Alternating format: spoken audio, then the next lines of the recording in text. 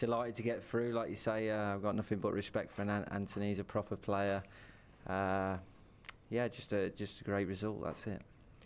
And some great memories from the Crucible. And you're in the draw. You're there. Any preferences as to who comes out the other bag tomorrow? Hey, listen, you know, there are all these players saying they want Ronnie, Judd and all this malarkey. They're talking rubbish, mate. You know, I want to avoid Judd, I want to avoid Ronnie, I want to avoid Robbo, and I want to avoid Selby. You know, they're the big four. That one of them is likely to pretty much win it. If I can avoid one of them four, I'm not taking anything from any of the other guys, but I'll be honest and say it how it is.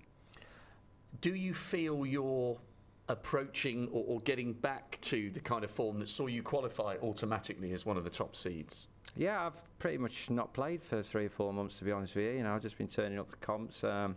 Obviously got me club in Swad now, Potters, so I had a table put in there about 2 weeks ago, and I put 10 good days of practice in. I had a good knock with Selby, Joe O'Connor and Woolley the last week, so that really helped me. I feel like my game was really close. I mean, you were saying we were grinding away earlier. You know, I couldn't believe it. It felt like I couldn't miss today, but the amount of times I must have made 40 or 50, split the pack and landed on nothing, and then instead of a 6-8 minute frame, it was taking half hour, 40 minutes. But that's just because Anthony's brilliant safety player, you know. I had to be patient. There's no point just spunking them frames away. So it's probably done me good today.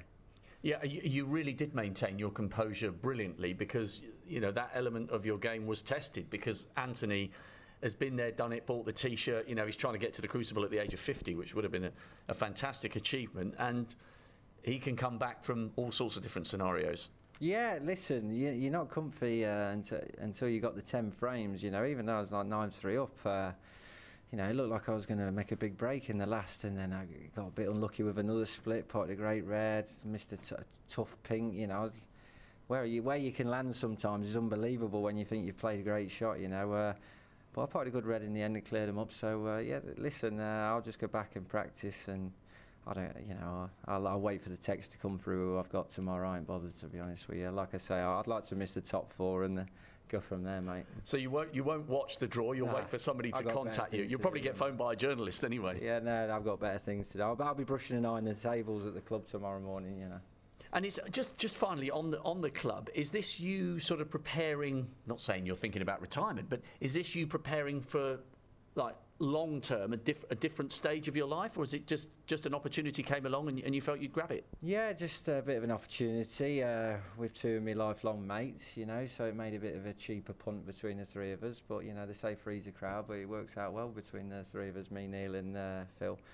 So yeah, listen, I'm getting old now. I've got to think of something down the line for me, the family and all that, you know what I mean? So money's no good in the bank at the minute, as you know. So while I've got some, I thought, let's have a play with it. Well, you've come a long way from kipping on a mate's couch with just a bag of possessions and a TV. Dave, delighted to have you in the draw at 11 o'clock tomorrow morning. Thanks, see you at the Crucible. Cheers, great stuff. Cheers, fella. Thanks.